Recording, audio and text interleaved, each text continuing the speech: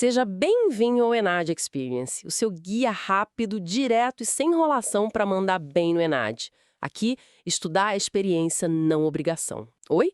Hoje a gente vai mergulhar nos materiais bem atuais, sabe? Guias de estudo, artigos, até entrevistas. Tudo focado em desinformação, pós-verdade, checagem de fatos. Assunto-chave para pensar criticamente, né? Especialmente para a Enad. Nossa missão aqui é destilar o essencial desses textos, pegar os pontos quentes para quem está se preparando. Vamos começar com um termo que está em todo lugar: pós-verdade. O que é isso, afinal? Um dos guias diz que não é bem o fim da verdade, mas tipo um cenário onde a emoção, a crença pessoal, acaba contando mais para a opinião pública do que o fato objetivo em si. O sentir vale mais que o dado, né? Exatamente. E o fascinante que outro material aponta é como isso se liga na nossa percepção, sabe? A maneira como a gente interpreta o que vê, o que ouve, é muito influenciada pela emoção. E quando essa interpretação que vem do sentimento se afasta dos fatos, pronto, abre espaço para criar umas realidades alternativas, né? E aí fica fácil distorcer e espalhar coisa falsa. Aham, e isso puxa o gancho para as fake news, que também aparecem bastante. É um termo complicado, né? Porque não é só notícia errada. Os textos frisam que é um conteúdo que imita o jeito do jornalismo, mas para enganar mesmo.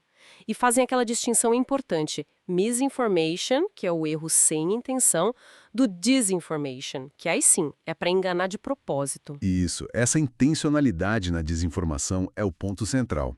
E as fontes mostram que, muitas vezes, o objetivo é político ou financeiro. É a propaganda de sempre, só que com outra cara. Ou aquele clickbait descarado, né? Sim. O famoso caça-cliques. Pois é.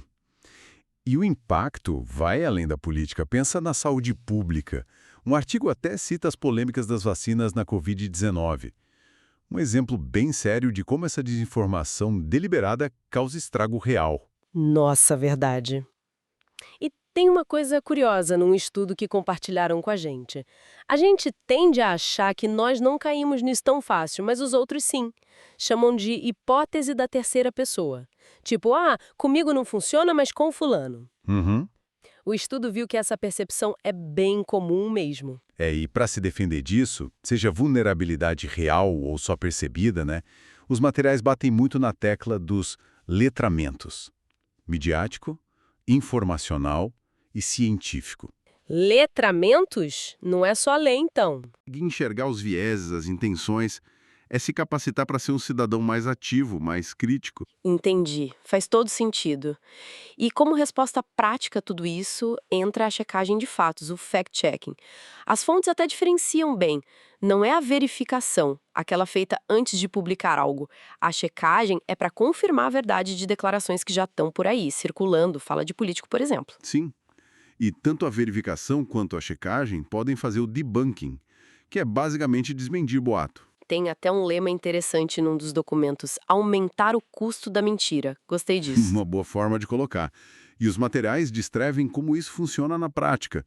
Tem modelos diferentes, gente que checa dentro das redações, agências independentes, Ah, sim. mas também falam dos desafios, né? Por exemplo, como é que você prova que algo não existe ou não aconteceu?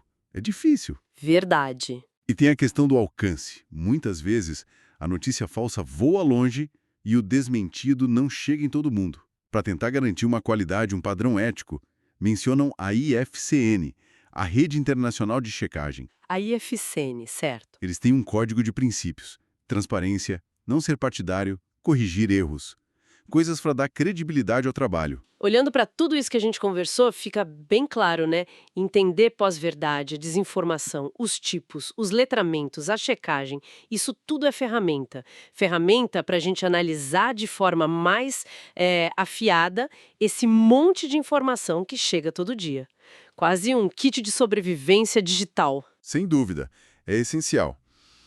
E se a gente conectar os pontos, ter essa compreensão ajuda demais a avaliar a credibilidade do que a gente lê, do que a gente ouve, ajuda a sacar quando estão tentando manipular a gente, sabe? E a construir opiniões mais sólidas, mais baseadas em fatos. Fundamental mesmo. E super relevante para quem está de olho no Enad, que cobra essa capacidade de análise crítica. Com certeza. É uma habilidade para a vida, na verdade. Bom, chegamos ao fim desta análise. Esperamos que essa nossa conversa sobre os materiais tenha sido útil, que tenha clareado as ideias. Encerramos mais um episódio do ENAD Experience. Continue sua jornada de estudos com disciplina e propósito. Até breve. E fica aí uma reflexão, né? Inspirada nesses textos todos. Para além da checagem feita por profissionais, como é que os sistemas de educação podem, desde cedo, sabe, integrar melhor esses letramentos, o midiático, o informacional, o científico, para a gente construir, como sociedade, uma resiliência maior contra a desinformação? Uma coisa mais profunda que começa na base. Fica a pergunta.